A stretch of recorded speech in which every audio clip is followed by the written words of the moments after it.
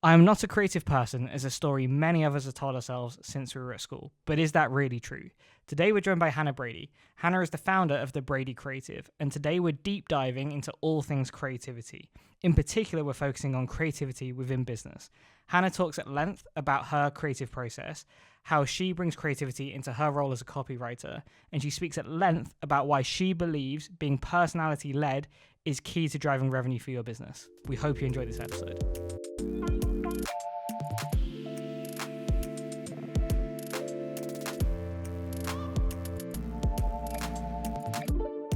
For you, what is creativity?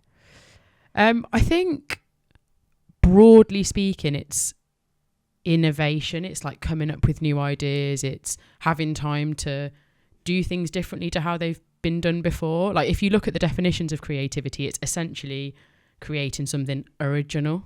But I think original is pretty hard to define nowadays. Like, we're so surrounded by different mediums of content, different mediums of art, creativity, music, whatever it might be. For me, in the context of like my life, it's doing things differently. It's coming up with new ways to maybe do what's been done before. I think it's hard though, like you say.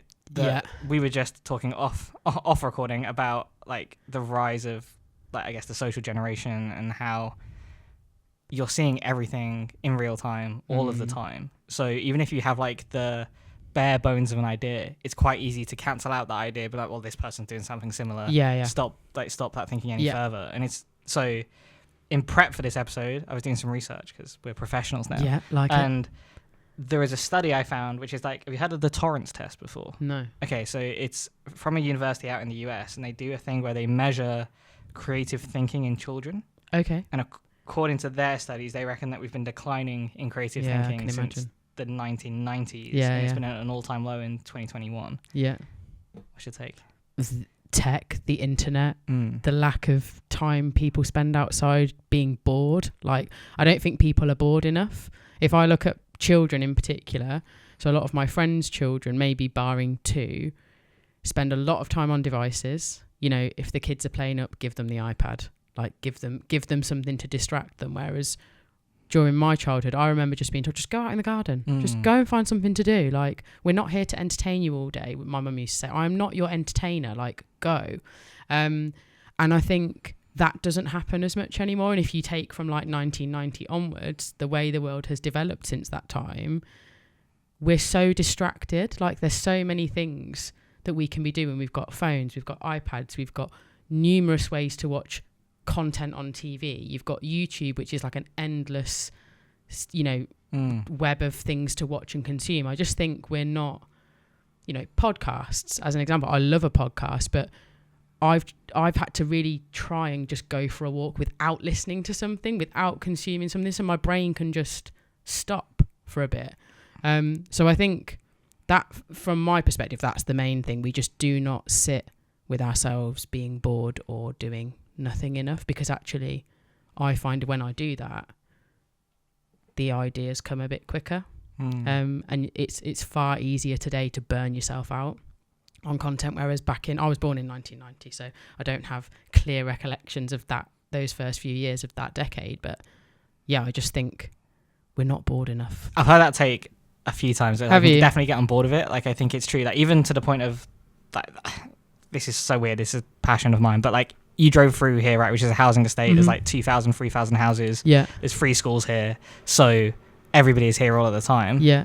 I would like at some point to do something in education and like alternative education, especially. Like, I didn't like the school system at all. But obviously you've driven through the housing estate to get here. There's like 3,000 houses. There's free schools here. But like, you probably didn't see anybody. No. And that's wild to me. Like, when I was a kid, my mum wouldn't let me back in their house if it was the summer holidays. And now everyone's just on all the time. What happened to Kirby? Yeah. Like, just go and play Kirby. Like, I remember me and my brother, we lived in a cul-de-sac, and we'd be playing like Kirby. We'd get the skateboards, and the cul-de-sac was like on a hill. So we'd like literally, I couldn't skateboard for toffee, and it's a good job I didn't try, but we'd sit on the skateboard and then just like zoom down the hill. Like, we used to have so much fun. Like we'd colour on the pavements, and to be fair, I saw some kids doing that near my house at the weekend. It was nice to see. Like I'm one of those people that if you can hear children playing outside, I like it. Whereas there's so many people now that are like, oh, those bloody kids outside. I'm like, they're outside, they're doing something. They're not sat inside gaming or on an iPad or, you know, I've seen toddlers at dinner tables with their family like playing on games on an iPad, and I'm like, no. Yeah. Like it cannot be good. It cannot be good for them, and particularly their creativity, because they're not having to. It's mindless. Yeah.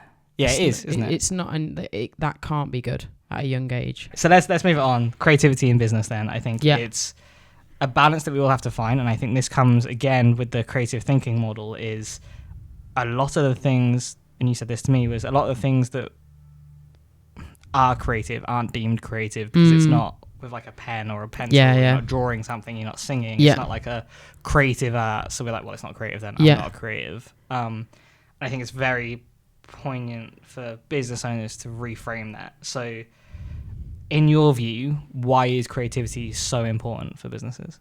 So like my business is 4.5 years old, and what we were doing in year one is not what we're doing now, because the landscape around you changes. So running a business, you have to be able to read your market, to read the economy. I think we were talking about, you have to know, it might have been yourself or another guest, you have to know what's going on around you in the world and adapt to what's happening. So you need, in the most basic form, you need to be able to think creatively, in a sense of, if something's not working, are you able to think of an alternative? Are you able to think of a solution? So for me, there's quite a lot, when we use the word creativity, I actually think we use it more, most of us, without a pen in our hand, without a paintbrush in our hand, without, not in the traditional method. We're having to think of solutions all day, every day. If a client calls you with a problem and you don't have the answer there, and then you've got to go away and think of something, that in itself requires creative energy. So I think, like, if we take my business, so we're a marketing agency, and I have to allow our team to think freely. No idea isn't allowed to be spoken in our office, because it might not be the right idea, but I want them to be thinking of things. I want them to come to me and say, oh, what about this? Why don't we do this? Because if you don't have it, I just think it's so much easier to get stuck. If I look at some of the businesses that we've worked with that do not progress, it's because when you suggest new things to them, and when you suggest new ways of doing things, they're very much like, but we've never done it like that before. And you're like, I know. That's why we need to, let's try something different. Because if you're trying to move forward, but you're not willing to evolve what you're doing, the forward motion isn't going to happen. So for me, it's just, I don't really, I think a lot of us don't think about it day to day in business, but if you dig deep, there's probably a lot more creativity happening in your business than you even realise. Just because people aren't wafting paintbrushes around and, drawing on the walls, it doesn't mean it's not there. So do you think it's a culture problem or a reframe problem? Yeah, I think it's cultural. You have to develop it. You have to, what's the word? You have to like nurture it and let people do it. So one thing we're introducing this year for our team is we each have accounts that we handle, and it might be similar for you guys. And as we've got bigger, we've had to have it that way, because you can't all be touching all of the accounts. It gets a bit chaotic. But then what tends to happen is you've got maybe one or two people who are working on an account, and we all get like creative burnout from time to time. So if this one business is relying on only me to generate all their ideas, we're going to hit a brick wall at some point. So we've just introduced, we go off site and sit and talk through all of our clients. We have like a day where we have all the clients in front of us and we all pitch in with ideas, because George, our videographer, may have never touched that account, but he might think, oh, I saw something a few weeks ago, why don't we try that? So like that fresh perspective as well. But if we didn't nurture that and allow it, that wouldn't happen. And the clients would just get one person looking at their content all the time. So I think you have to develop it, because it doesn't generally just happen out of nowhere. And if the culture doesn't embrace it very well, and you've got, say, one person in your team who's really creative, always generating ideas, and they're always getting knocked down, it will stop. They'll stop speaking. They'll stop coming up with the ideas. We'll get back to this episode in a minute, but right now I want to talk to you about the business we're building, 1225. We get it. SEO has a reputational problem. That's why we believe in stripping things back to basics and driving real results for your business. At 1225, we're the audience-first SEO agency. We believe in centering our content around your audience's pain points and opportunities. That's why we're more than just an SEO agency. We produce video, we produce social media content, and we even produce written content to help drive results for your business. Look, here's the dream scenario. You're going to press pause, you're going to go to the description, drop me an email, then you're going to come back, press play, and we're going to get back to the episode. So I've got a two-part question that follows on from that. So let's look at your business first, and then like one of your clients second. So I am totally on board with what you're saying about like bringing the ideas in, looking at different accounts. Like the problem we have is that like there's one thing making that happen. The second part of that is, I guess, reproducing it, but also making sure that everyone is willing to hear those ideas. Yeah. Like, how have you implemented that? For our own content at the moment, we've all got a little bit bored of what we're producing. Nobody externally has said they're bored, but we're the ones producing it, and we're a bit like, I think we need to switch it up a little bit. Because if you're generating it, you need to switch it up for yourself as well. So again, I said to the team, because it very often historically has depended on me, and I was like, right, if we're going to do this, we all contribute. So again, once a month, we all sit together, look at what's coming up over the quarter, and they all have to come with like 3 or 4 ideas for the next 2 months ahead. Like, so there's no, let's discuss it there and then, it's come prepared. And to be honest, we just, say if someone generates an idea and we're a bit like, yeah, I like it, but maybe we should do it like that. It's normally from the perspective of, do we think the audience will buy into it? But in total honesty, there's not much we won't try. So like if someone suggests something and we've never done it before, my attitude is let's try it. And if it doesn't work or people don't like it, then we know that they don't like it. So I don't know if that's answered your question, because we don't approach it all that. It's not like a process we go through in terms of, no, bad idea, good idea, medium idea. We try most of the things and then decide. So is that like a risk balance, do you think? So is it that there is really no risk associated with what you're doing, but I guess there is a concept that, especially if you're pitching that to a client or if you're a business owner and you have like, we see this with some clients that we work with where the brand itself is like highly prestigious, for example. There is an element of deeming creativity working against that because of a risk. So like with our content, with the Brady creative content, for me the risk is quite low, because the way I see it is we're testing ideas on ourselves that then if somebody said, I didn't like that piece you posted the other week, I'd go, yeah, no, neither did we, but now we know that that's not great, so we probably wouldn't replicate that with a similar client. Like, I have the answers for that, it's fine. With clients, the risk is higher, and I would say if again somebody suggested an idea for a client and I didn't particularly like it, it would always come from a place of not right for their audience, not the right tone how you've suggested it, but maybe we can try and do an adaptation of that idea that's more in line with their tone. So it would always come from a place of, is it right for their audience? Is it right for their tone? And is it going to be a good representation of their brand? Because we might get onto this later, but uber creative content isn't for every business. Like, some businesses just need the straight talking stuff. They just need a calm, quiet brand. They don't need the loud, funny, really out there stuff. So it's all about, is it right for their audience and is it on brand for them? So I think that's definitely one of the questions that I was thinking when putting this together, is like, how do you define creativity within business? And I think it'd be very easy to jump to that, as like you say, from the lens of a brand, even if it's your own business. But I actually think you've said it a few times there, that the real important thing is it's through the lens of your potential customers, for your audience. And it's very easy to forget that, I think, right? So if you are that, actually, do you know what, I want to, if it's a marketing campaign or it's a piece of copy or it's, like you said, just trying to solve a problem, it's very easy to do that just through your own personal lens.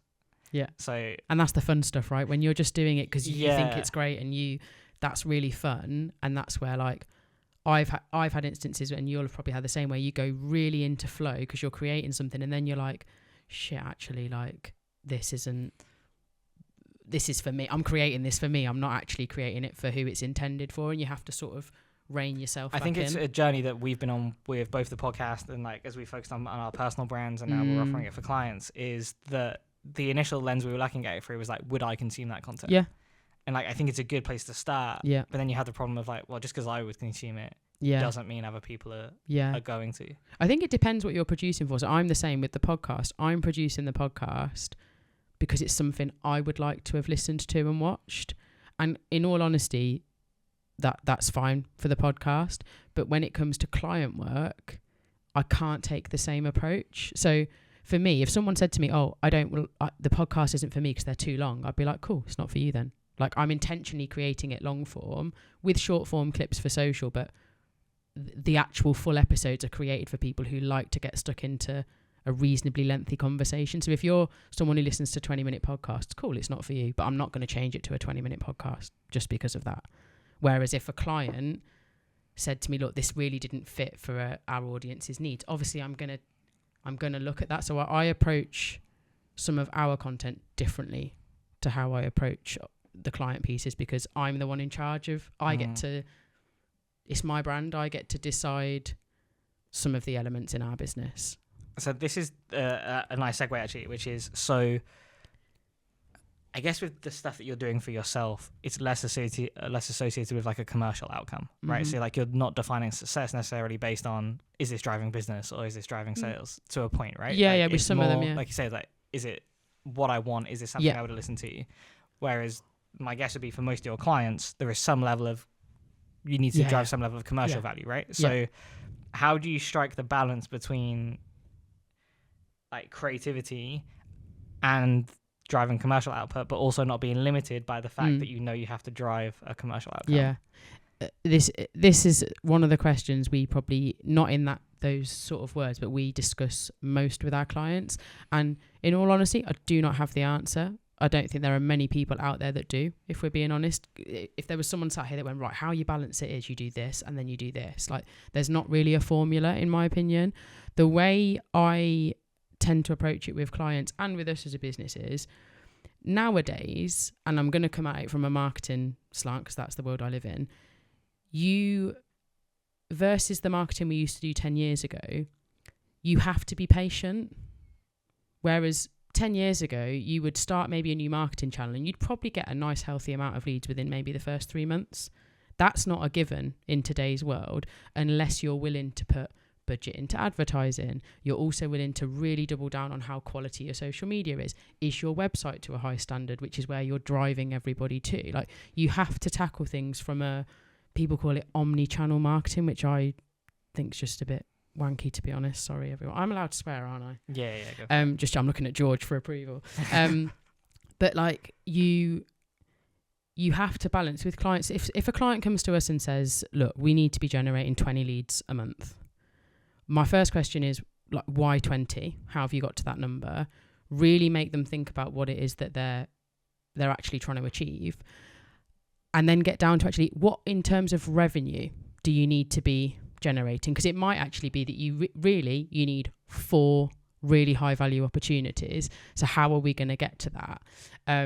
Look at what they've been doing and then start tackling it from multiple approaches. So for you guys who do SEO, you're going to have a lot of clients coming to you going, we need a higher hit rate, we need this, we need more people on this page, we need more people converting here. You've got very tangible metrics.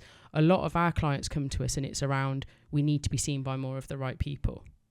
I don't know how many leads I should be getting a month. And in all honesty, with our business, I don't have a lead metric that we're trying to get to every month. I just want leads coming in. And I know that we do organic social media for ourselves. We really focus on personal brand. We've started to do a bit of proactive email marketing, but it's taken us 4 years to get to a point where we've got maybe 5-10 leads coming in a month, but they're coming from all sorts of different channels. So I think going back to like, how do you balance the creativity and the results? We're in a world now where you have to experiment.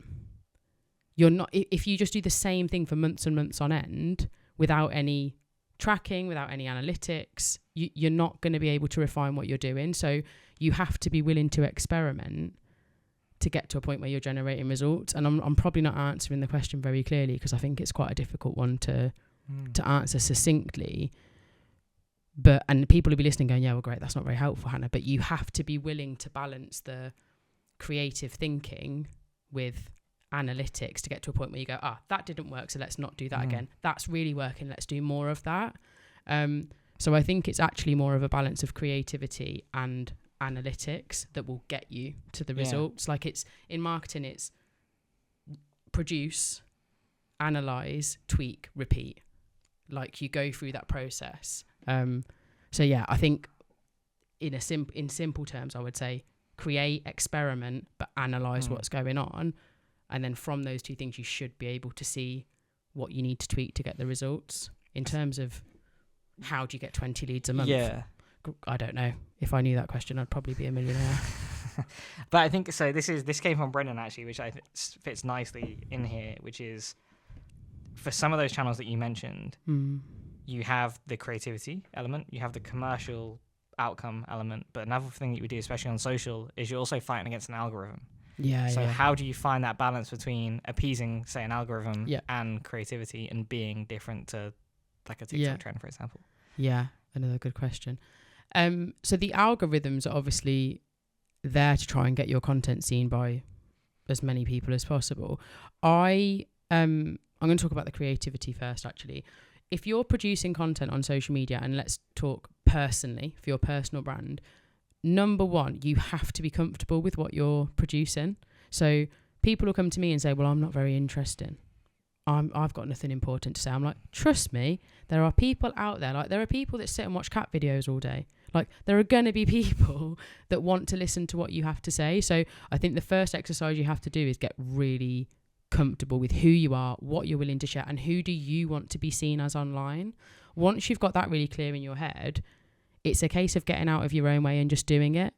Like, you know what you know about your field. Like, people again are like, I've got nothing to say. I'm like, you've got 10 years experience. Like, let's talk about everything you know in your field, get it written down, and just start. It sounds, again, people are going, that's not very helpful, Hannah. How do I start? Just post. Like, I used to record videos with no intention of posting them, just to get me used to talking to my phone, because I wasn't very good at it. And it still takes me like 50 takes to do something now, but like, practice. So if you've got an idea, write it down. Even if you've got no intention of posting it, just get used to getting the ideas and the thoughts out of your head.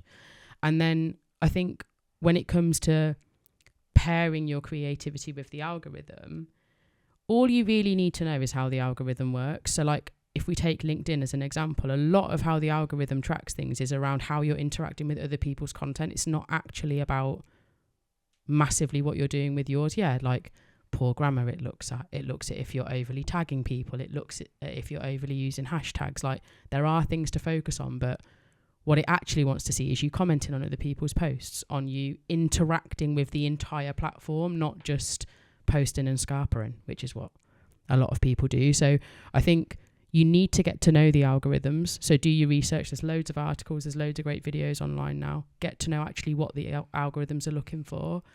And then when it comes to your own creativity, get clear on what you want to be seen for and what you want to be known as, and get out of your own way, basically, and just start doing it. Because if you go back to my LinkedIn and look at like what I was posting 4 or 5 years ago, it's horrific.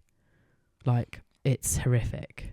But I also think, like, that advice sounds very basic, right? In terms of, like, just get started. Yeah. But I heard something on a podcast that I think sums that up really nicely, which is, like, the best advice is always free, right? It's either so basic it doesn't sound like advice, so you can't charge for it, or it's by someone who's, like, been there, exited for millions, and doesn't need the money to give away that advice. Yeah. Everything in the middle is just nothingness. And I think that's true with the posting, especially. Like, we're doing that with Brendan George, right? And I'm sure Brendan's open for us to talk about this, is that he's not very good at, like, looking directly down the camera and delivering to that. So he was doing the exact same thing, where he just had his phone out. Practice, he was just rambling, sending us takes, sending him, like, where he'd just be like, fuck's sake. And then, can't do it. There's like a 2-second clip and stuff like that. But again, I think when people hear that, they don't necessarily think it's real and that people are doing that. But, like, we have first-hand experience. We'll put them up at some point, I think, of the takes of Brendan doing that. But you just got to practice and get the reps in sometimes. Like, in all honesty, you'll see people online talking about like all of these little algorithm tricks and do this and do that. And the basis of good, like, content and engaging content nowadays is, are you being real? people also, if it looks too perfect, people immediately think they're being sold to. So don't worry about it being perfect, because no one really cares about that anymore. And there's one of the most important parts of being a content creator or a creative in the sense that we're talking now is experimentation. Like, try things. If it doesn't work, what's the worst thing that's going to happen? There's a video or a piece of content online that no one saw and no one really cared about. It doesn't matter. You then know, cool, that didn't work. I did a post in the middle of COVID where I didn't mean to, but I cried in the video. And I was like, after I'd filmed it, I thought, oh, yeah, great, they're going to love that. They're going to laugh it up. I'm crying. Like, it's really emotional. I was going through something. And it's probably the most personal thing I ever shared. It absolutely dived. It was terrible. But then I reproduced it in a different format weeks and weeks later, and it did much better. So just don't be afraid to experiment. And, you know, if you have no idea how the algorithms work, get online, have a look, spend the time learning what they're all about, because they're intricate, but you can get your head around them. It's not rocket science. It really isn't. Yeah, one of our goals is to get someone to cry on the podcast. Oh, really? Because just don't feel like it does views, right? Stephen Bartlett always gets people to cry. The tweezers out, the Joey trick, the tweezers in your pocket. Yeah. But so with the algorithms, like one of the things that we used to write this on a whiteboard in our old office, which was about like, so I have a theory that like over processing kills creativity. Yeah. But like frameworks can enable it. Okay. And like that's how I like to think about like the algorithms, which is you've got like a framework of what works, but you can still then be like creative with inside that box. I know you use the phrase like think outside the box, but like if you know the limitations, you have something to work towards. Whereas I feel like if you process things, eventually like you're going to get like a really good stream of things for the first couple of months. Yeah. But then you are going to hit to the point that you get hit with quite a lot of, but this is just the way we do things. Yeah. We've never done it like that before. But we've only ever, like, you know, trying to get people to even just do simple things where you've got an announcement to make, but you don't go, we are delighted to announce. Like, think of something different, for God's sake. Like, think about how people consume content as well. So it doesn't matter whether it's an email, social, it's on your website. You have to put yourself in the user's seat. So how many times has a person read, we are delighted to announce? They're just going to go straight past it because it's just another boring. How can you talk about that project differently? Like, which again, a lot of people sit there going, well, I have no idea where I even start. Well, let's get into that then. So that was going to be one of my questions was around like what does that look like for you if you need to get creative? But maybe like let's take that specific example then, right? Which is someone's probably sat on LinkedIn as we're speaking, typing those words because they're going to be announcing something. So how do you go from the thing that everyone is doing, so it's going to be the first thing that comes into your head as well, to getting something out there that is more creative? What does that process look like for you? So for me personally, it's pen and paper. I go like no tech really, if I can help it. As long as I've got in my head, or I'm very clear on who's the audience we're trying to get to here, what is the what are the objectives of the brand that we're working with, and what is their overall like tone and feel. As long as I've got those pieces of information, I'm good.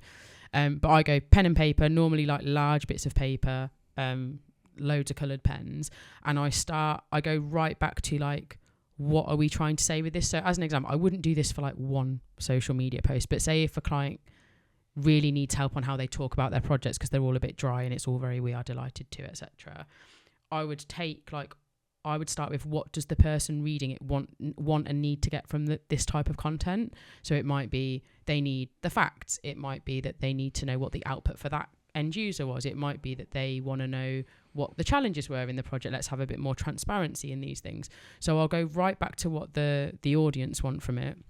And then I tend to go into like copy mode, like copywriter mode. So I'll, generally speaking, just put lots of other ways to write, we are delighted to announce. Like, how else can we do that? Nowadays, I'll probably use a bit of AI just to help me. So I might put into AI, give me 5 ways to rewrite this post that's not dry and boring, or whatever my prompt would be. And then, I'll really just scamp out lots of different ways to write it, try and match those to the actual tone of the brand. And then I would essentially go into trying to rewrite a style for them. And really coming out of something like that, I'd want like 3 or 4 different ways to present those projects. So it's quite a basic process for me. I like to be away from people when I do things like that. So if I can really like lock myself away, I will. And the messier I can get with the pen and paper, the better. But it's very old school. Because I'm coming at it from something like that. I'm coming at from a copy and a tone point of view. And it might be that you introduce a bit of video in it. But a lot of the time it's just how it needs to be presented. Because how many of those posts have you seen on social media? They're so dry. We started a similar process actually. So we're rewriting our website copy. Because it's awful at the moment. And I was speaking to... read it now. Go, please. It's awful. It means nothing. There's loads of words. It's awful. But I was speaking to a paid media guy about how it is with landing pages. And he was like, well, what he does is he'll take a page, draw that page out, and be like, well, based on how people think, normally they're looking at things with objections rather than acceptance. So it's like, well, what's the first objection they're going to have? Then what's the second objection? What's the third? And then just as you cover those off, I read back our second variants with that framework, and it sounds more creative, but it's not. It's just because you can be so clear and direct and talk to that audience because you know, or at least you think you have an idea of what they're thinking. And I think we less really is more, massively so. Particularly if you're looking at, because, and I keep going back to copy, but copy is... Obviously, it's a big part of what you guys do in your business, but I don't think people realise copy is one of the most important parts of marketing, advertising, content, essentially how we're sold things.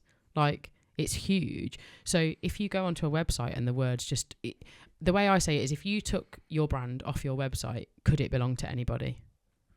Potentially right now, yes. I don't know. I haven't read it in huge depth. Whereas you need to be able to take the brand off and people go, oh, that's a 1225 piece of content. That's a Brady creative piece of content. I have a certain apparently tone in my content. I use the word folks all the time. I'm like, hi folks. So people can spot my copy on my personal. So it's finding what's unique about you. And sometimes that can be some of the simplest changes. But for you guys, say, get to the point, be succinct, say what you need to say and move on, because people are time poor, impatient, and like you say, are coming at it from a perspective of, oh, well, that's not clear enough, or that's not. There are end users are a lot more knowledgeable these days. We know what's good and we know what's not most of the time. Most people. There are a few out there that think really bad things are great, but that's another conversation. But I know we use this example quite a lot, which is if you take it back to the early days of advertising, and we love to talk about Mad Men, for example. If you watch a TV show, quite often I've not watched it. You've never watched it? No. Okay, first of all, it's a great TV show. Okay, but I love the takes of it. For example, where they'll be pitching to a client, whereas we'd have a 40-slide pitch deck. And it'll literally just be one board, which they will unveil. And it'll have 4 words on it. Old school advertising. How they communicate everything with those 4 words, and how that is, like you say, less is more. If you have the ability to do that, do that. And we use that example all the time. Take it back to the basics. I've got a good example of this actually. So we do a lot of work with, and I'll name them because they'll be happy for me to, Cynthia Spencer Hospice locally. And one thing they've really struggled with over the years is a hero message for their brand. So there are lots of different ways you can help Cynthia Spencer. And I think with a charity, people assume I've got to give my money. I can't afford to donate. Not everyone can afford, but there's so many different ways you can actually give to a charity that help them run. So they were like, Hannah, we need a message. We need a core message here. And I was like, okay, well, you've put me on the spot a bit here. This was in a meeting. I was like, I'm not going to think of something on the spot, guys, just FYI. And we took it back to the office and got the big sheets of paper out. We've got big post-its that you can stick on the walls, and just started talking as a team. And I was like, right, this is the brief. This is what they're struggling with. Let's really think about who's their end users. We are the people they're trying to get in front of. And we scamped it out together. And with Tesco, they say every little helps. I was like, we need an every little helps, but not that, obviously, because we'd be stealing it. So we ended up getting to make a difference your way. And really simple sentence, right? It's not mind blowing. It's not groundbreaking, but then you match it with imagery. You match it with examples of what people do. And they've now got a campaign that focuses on volunteering, donating and fundraising. So for them, they're like, you did it. And I'm like, yeah, but it's simple. It is all about, you can make a difference, but you can do it in your way. It doesn't just have to be donating. So that's like a live example of a brand that came to us that were really struggling with a message, and we ended up with one of the simplest ideas. There were some really like convoluted, complicated ideas that came out, but actually when you look at it, I was like, that says what they need it to say, so we go with it. Harry of like 5 years ago would listen to that and be like, well, that's just not me. Like, I can't do that. Yeah. What would you say to the people who are instant objection there? Is that when you say it's not you, what do you mean? Like you couldn't have gone through that process? Like, that's just creative. I can't do that. That's not how I think. Like, I'm just numbers. I know a few people that if I stuck in a room with, say, 4 or 5 of them and said, right, guys, come up with some ideas, there's a high chance I'd walk back in and the page would be blank, because we're all different. Like, it just so happens that my creative skill, and I talked about this when people come on the pod, like I only realised a few years ago that my creativity is with words. I wouldn't have said I was creative like years ago. So to some people I would say, yeah, you probably couldn't do it, but that's okay. That's why people like us exist. And it's like, in your world, some people genuinely couldn't SEO optimize their website. So stick in your lane. It's okay. If someone was like, I really want to learn how to do it, you've got to produce. I've produced some really crap copy in my time. Like, you've got to be willing to produce crap to get to it's like the 10,000 hours thing, isn't it? You have to practice. And I've also spent a lot of time doing online learning. I follow a lot of good copywriters that are like phenomenal. So I'm always developing it. I don't ever really stop absorbing content. But it's also okay to accept that you're not very good at something sometimes. Don't force it. Do you think you can learn to be creative though? I'm focusing on copy a lot because that's what I would call my core skill. But if I look at the copy I produced 5-10 years ago, I'd probably wince in like disgust at some of it, because I've honed the craft. I've written that much copy over the last 10 years that it's evolved. I think it's all about your appetite to learn something. Like, you can, but it's how much time you're willing to put into it. And I don't really believe in, other than, I'm trying to think of something really technical, but like, I'm never going to make a great gymnast because my body is not fit for that purpose. But there are lots of things in life where if you put the time in and you're willing to dedicate energy to it, you can absolutely improve. You may not be the best in the world, but you can move yourself forward. I think like that's a good point. Again, that's something that George, you and I were talking about today, which is, if it's new, it's just going to be hard. Yeah, like that's the thing, right? It's like, if you're thinking about it, it's actually, you know what, like, yeah, I can see how I'm creative in a spreadsheet, for example, or I'm creative with solving client problems within my business. And you're like, okay, so maybe I have that creative element. Maybe I could take that into copywriting, or maybe I could take that into like a TikTok video, for example. Like, it's going to be hard to get started. And it's easy then to go like, okay, this isn't for me because it's hard. Or like, you start writing things down on a piece of paper and then you just grab your phone because you need that distraction because it's hard. And I think it's just being okay with understanding that, like, there's a better way of phrasing this, but creativity doesn't necessarily mean fun in the short term. No, like Cardi said this really well. Cardi Summerfield, who came onto our pod, she was like, creativity is work. And it's generally not something that, if you said to me right now, Hannah, come up with 10 slogans for us as a business, I'm not going to lie, I probably couldn't do it because I'm not in that headspace. I'm concentrating on talking to you. I'm drinking my coffee. Like, I'm not there. So it's all about your environment. Like we said earlier, do you give yourself time to be bored so that your brain can just rest? Like, it's creativity is hard work. It's not those people that look like they just get up and paint a masterpiece. That's thousands and thousands and thousands of hours of work that's gone into that. And I think the world we live in now, we look at a lot of content and it looks like it's been produced in 5 minutes. Like, most people's TikToks people have no idea how long that takes. And George will probably be nodding furiously in the corner. But, you put a 20, 30 second video together. That could have taken someone an hour to produce when you look at all of the components. So we live in a world where it's really easy to look at things and go, oh, that's easy. And it really, really, really isn't. Like, I think we misinterpret a lot of things nowadays because of how fast-paced everything is presented to us. I think you got a really good point there, though. So you're a business owner. There are a billion things going on all the time. Yeah. Like, how do you allow yourself to be bored? It's taken work. I'm not naturally, as an adult, I'm not very good at it, but the gym for me is like a really empty headspace. So as I've got older, I've become quite strict with my boundaries. So I get to bed early, like I get my sleep in, I get up and I have an hour to myself in the gym. And like I was saying before we started recording, I love podcasts, I love to consume, I love to listen to content, but I've more recently gone on walks without that because it is an opportunity for my brain to just stop. Because I walk through the door where I'm actually normally the first person there, but as soon as I'm in the office, I am consuming things all day. People need my attention, clients, the team, you know. And sometimes I drive with no music as well. Sometimes I'll drive home with just nothing on, and then you get home and you're like, how did I get here?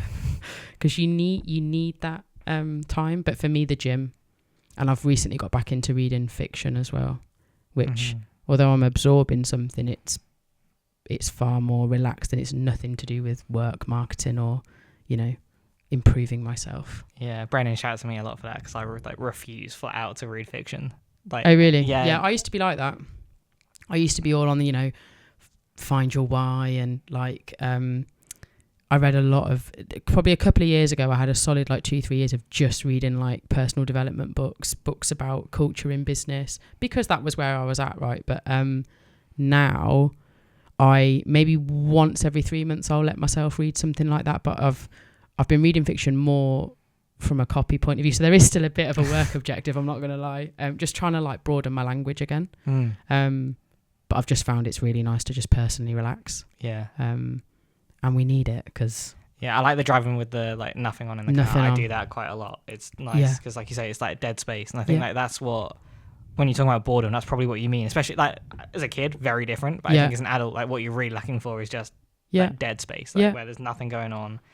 And again, like, I find that like I'm not thinking. I'll be honest, I'm not thinking like, how can I make that copy for a client more exciting? I'm problem solving and thinking like, how can we do this thing differently, or like how do we sell this into a client? What is it? And I think like that's the best place to switch off, because normally like I'm driving alone. You can't do anything, can you? You've got to get yourself to where you're going safely. Like today, I drove here with no music on until I got into the estate actually. But for the majority of the journey, I had nothing on because I was thinking about your email. I was thinking about, are there some examples? My brain went blank, classic. And just giving yourself that time. I also, one thing I've started to do in the last few weeks is when I get home, I'd make myself a coffee and I just sit and drink my coffee, and then I get up and do what I need to do. Because just again, having that time to just, I don't do it every day, but I try and do it quite frequently, and I don't have my phone. I just sit and drink my coffee. Yeah. And just decompress a little bit and look at my wall. Genuinely, it just download. I had an ex-boyfriend who used to say to me, you need to learn how to get your brain down to like 10-20%. And I was like, what does that even look like? And I used to say to him, what are you thinking about right now? And he'd be like, nothing. I'd be like, it's impossible. But you can do it. You have to practice. It's a muscle. It's a muscle, isn't it? So yeah, it's not my natural talent though, I'm not going to lie. I have to work at it. Yeah. So Brady Creative's been going 4 years, 5 years? 4.5 years. We'll be 5 in March. Okay. What's the like one thing, if you could have fast tracked the journey through learning, that you wish you'd known before you started? Trust your gut and like make decisions quickly, particularly around people. Again, something I'm really bad at, because I like to see the good in people even if they're clearly not a good fit for our business. And I've had probably a couple of instances in the business where I've allowed people to stay when they really just needed to go. So I think if I could have jumped forward and had that mindset from day one and felt comfortable doing it, then we could have avoided quite a few painful periods in the business. So yeah, just make decisions quickly around your people. You know whether people are right or wrong for your business. You do, in your gut. It's really easy to know that. So it can be hard to act on it. So like, yeah, sacking people is not fun, but it's about survival at the end of the day. Yeah. So yeah, that'd probably be the the main one, because that's also building a team is one of the hardest things I've ever done. Like, most rewarding when you get the right people. I look at our team now and I'm like, yeah, you guys are solid. But it's taken us 4.5 years for me to get to the point where I feel like everyone in our team, I'd be devastated if they left. Yeah. Like, you know, I'd let them go, but very begrudgingly. Yeah. Like, I'd be really devastated if any of our team left. Yeah. There's, for me, like, two on the same line that I like, which is that I think you could stop before you said people there as well, like making decisions quickly. Yeah. I think full stop. And that is with the second caveat. There's like, I don't think 95% of decisions aren't, like, you can reverse them or find a way to, like, roll back on what you said. And I think it's the same for anything we've spoken about on the pod so far around creativity, is that you can try something, make a quick decision on trying it, experiment, and you can just bring it back. It's not the end of the world if you want to, or that you can address it. And I think I personally have been hung up on that a few times in our first year of like, I want to sit on that decision for a little bit. Yeah. Literally no point. I could have made that decision in 20 seconds and it would have had the same outcome anyway. Yeah. Because I would have known an answer. And I think that's all you're looking for when you make the decision is an answer. And just change. Like, sometimes things just need to change. Like, we've got a project internally at the moment that has taken us, we've probably been talking about it for a year. And the podcast is a really good example. I talked about the podcast for probably 2 years before we did it because I was scared. Like, I was like, what if it's rubbish? I've never done a podcast before. What if it doesn't work? What if it... So many what ifs. And then, like, just do it. Like, just, like... Nike really did, like, nail it with that slogan. Like, they really did. Like, just start. And with decisions, like you say, most of the decisions you're going to make in your business are not, like, life and death of your business. Sometimes they will be, but the majority of them will not be. So, well, yeah, like what just you said there about the decisiveness. podcast, though, right, for you, because I guess because the podcast is more aligned with your business, right? Like, it's a creative output. Like, you sat on that for ages. Longer. Because I wanted it to be like, we look at this the studio space you guys have got, and I walk into here today and I'm like, oh, I want this, because our podcast is filmed in our meeting room in the office, and yeah, we've got a nice looking office, but you've been on the pod, it's like a tiny room, we cram loads of kit in there, and yeah, the end result looks great, but for me it's all about quality. And the reason I sat on it for so long was I've seen so many people produce podcasts that are crap. Like, and when I say crap, the topic might not be, but the audio's rubbish. The shots are crap. It doesn't look nice to watch. It's not nice to listen to. Like, and I just didn't want that. I was like, if we're going to do it, we go all in and we do it properly. So it just took me a while to figure out what properly looked like. And then we got AV people in and I was like, yeah, just go and buy the kit. I don't know what it all looks like, but it needs to look and sound good. Yeah. But it's hard to do. Like, we also as well, just to, like, we had built a brand that I'm proud to say people do see us as a quality brand locally. So I was like, we cannot produce something that's half done. So yeah, just stalled and stalled and stalled.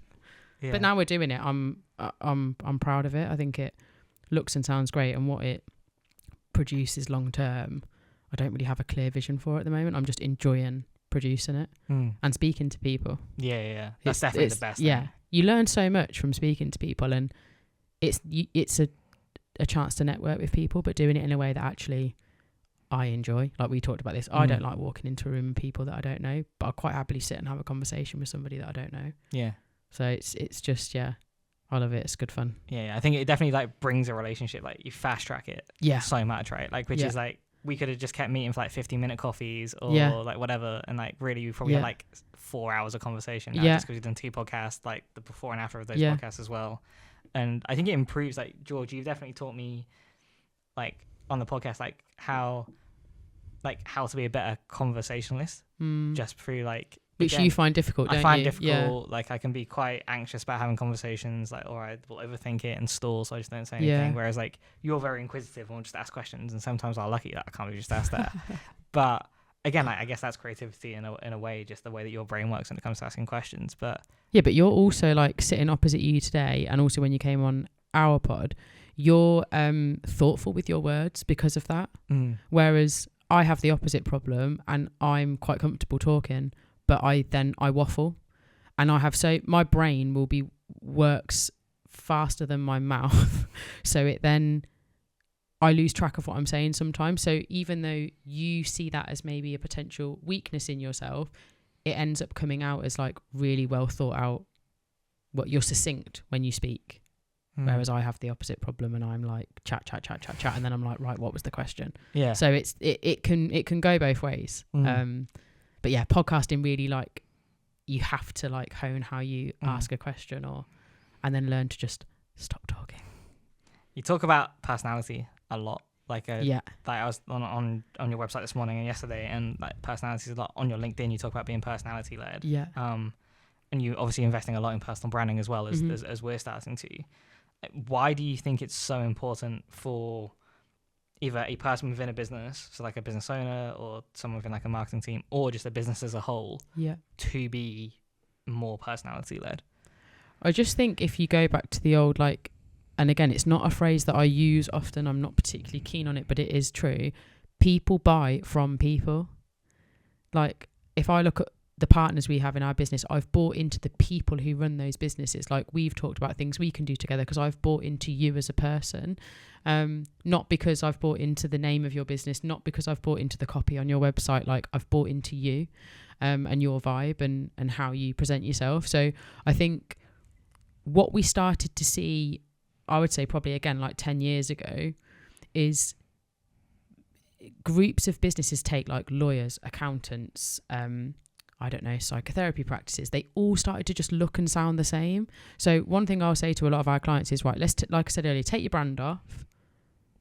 What about what's left screams you? Like, because then I'll get a competitor site up and I go, right, take their brand off. You've got two exactly, your websites are exactly the same.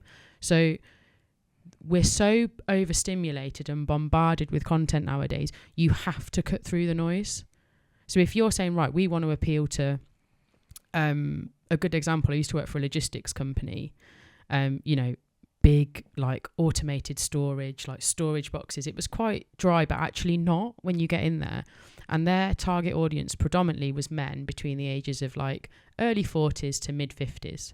And at the time, there seems to be a pattern, and sorry if you're one of these people, anyone who's listening, but men of that certain age seem to get really into cycling. So like the Lycra comes out, they want to get really fit, they get a bike, they feel great. Like, there was a pattern that was happening. And we worked with an events company and we were talking about this, and they were like, yeah, we need to run with that. And you go to all of these exhibitions and all the stands look the same, but everyone's there, they're in their grey suits, like with their white shirts and their red ties, and everyone looks the same. It's this massive demographic of middle-aged men. And we decided to give away a road bike, and like the colour for the brand was yellow, so the winning colour of the Tour de France as well. And that was a giveaway. I've never seen a stand like so swarmed with men in grey suits in my whole life. Like, because we did something that tapped right into what the audience wanted. That's a prime example of something that was created specifically for the personality of the audience. In terms of like your own content, you need to think about like what's going to make people remember me. Like, another example, I went on a copywriting course 10 years ago nearly, and I met a guy on that course called Robert, and we went to a one-day course together. We sat next to each other, we had a chat, we had a laugh, and Robert, unbeknownst to me, has been following me on LinkedIn since that course. He reached out to me about 3 months ago with a huge opportunity and was like, I've been following you for 8 years. You're the first person I thought of when this opportunity came up because of X, Y, Z. Because I've shown up, I've been myself, he's bought into me as a person, and it's taken him 8 years for an opportunity to come across. But it's one of the biggest opportunities we've had. So people buy into people buy into personalities. And if you're willing to just take that traditional like veil of perfection and whatever professionalism is down, the right people will buy into you.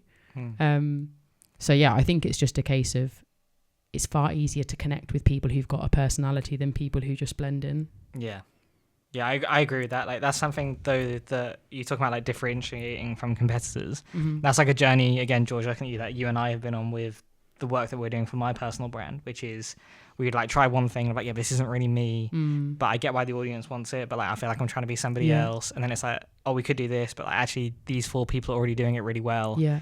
Can I be different there? Probably not. And it's taken us a solid 3 months probably to find a balance that we're comfortable with. So that's come back to what we were talking about earlier. Like, it is hard to get and it will right, change. and it'll change, but it will change. That's all okay. Yeah, it's just like I say, go back and look at some of my old content on LinkedIn, because then anyone who's thinking, oh, I don't think I can do it, just go back and watch some of my stuff and you'll feel loads better. That's what we did. So before we started, like, we were a bit like you, which is we've been running the podcast for a little bit, and then we're like, well, if we're going to continue to invest in it, we're either going all out or we're not going to bother. Yeah. But to really get us going again, we went back through and like, well, what are the biggest podcasts in the world? Let's just go watch episode 1. Yeah. Like the progression of like 3-4 years is... It's bonkers. Yeah, crazy. But it, again, lowers your barrier to starting, because you're like, okay, like he was literally just talking with like his old wired Apple headphones and a computer screen. Yeah. And worst case scenario, if you start something, whether it's developing your personal brand, starting something to develop the marketing for the business that you work for, whether it's your business that you own or whether it's a podcast or whatever, it's a personal project. If you start something and it doesn't work out the way you envisaged it, or you eventually decide to stop doing it, you will have learned a lot along the way. So just, I think we put way too much pressure on ourselves. Like, you've used your creativity, you've done something a bit different, you've put yourself out there, and you will have learned things. So if that's the worst case scenario, then just fucking do it. Like, it's not, I probably wouldn't have said that years ago, but it's true. Like, just... What's the worst that's going to happen? Someone's going to go, oh, I didn't like that video you posted, Hannah. I'm like, cool. Okay. Yeah. But 10 other people did, and I got a lead from it. So the fact that you don't like it's fine. Like, all right, let's round us out with some quick-ish fire questions. Okay, I will be quick. So first one, what's the best bit of business advice you've ever received? Learn something from everybody that you meet. It's not actually advice I was given directly, but it's something Ben Francis says, and I just think it's phenomenal advice. Yeah, I like that one. Yeah, never had that something before. from it's everybody good. that you meet. Yeah, we had one that was similar. Not really, but it was like Charlie from Deliver One said to us. It was like, I had to really learn that, like, whenever I'm speaking to somebody, like, it's like remembering why I'm having that conversation, and like. That stuck with me. It's been like 3 weeks now, and just remembering that, like, when you're going into a meeting, whatever it may be, it's like, what's the intention? Like, what we're trying to get out of here. Yeah. And then like, again, like learning from someone for it. Yeah. We don't do that enough. He's spot on. Like, you know, when someone will say to you, and sorry if you've ever been one of these people, but people will reach out to me and go, can we go for a coffee? And I'm like, yeah, cool. Why? Like, why do you want to go for a coffee with me? Because I'm really not that in, like, there has to be, the busier you get as well, for me, there has to be, unless you're my mate and we're going to just have a laugh, if you're a new person coming towards me, I want there to be an intention behind why we're getting together. Yeah. If you could only use one marketing tactic for the rest of your career, what would it be? Oh, that's a horrible question. Only use one marketing tactic for the rest of my career. I don't think I'd be very successful, because I don't think you can achieve much with just one, to be honest. So I probably would say I'll do something different. Okay, I like that. Yeah. I don't think we're in a world where you can just use one tactic anymore. Interesting. And if no, I don't want to say this, because no, I don't think you can. What were you going to say? I was going to say TikTok. It depends on, but it depends on who you're targeting. So I actually just do not think we're ever going to be in a world again where you can just send an email a month, or you can just post organically on social media. So I'd probably be like, no, I'm going to hang my hat up, I think, and go and do something different. Do you have a favourite failure? Yeah. Not starting the business earlier. Oh, why do you see that as a failure? Because... Is it my favourite failure? Yeah, because at the time I saw it as a failure, but now that I've started the business, I know absolutely I was not ready.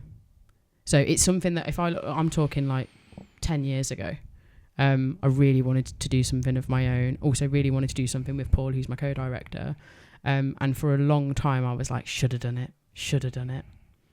And now that we've started in the time that we did, I think it is something that I looked back at as a failure for a long time, but actually I don't think we'd have succeeded as well as we have if I'd have done it back then. So I don't see it as a failure anymore. Nice. And then finally, what's the one thing you'd want people to take away from the episode? Just get out your own way. Like, get out of your own way, whether you're an internal marketer, whether you're trying to develop your personal brand, you're trying to start a business and need to get a brand, you know, off the ground. Don't be so scared of what people are going to think. Know who your audience are. Know them really well, because that's actually who you need to be appealing to. And don't worry about what everybody else thinks, because it really is about what your target audience thinks. So what Bob down the road thinks really doesn't matter. Just get out your own way, know your target audience, and start doing it. That's it. We're done. Easy. Nice one. The end. Thank you very much.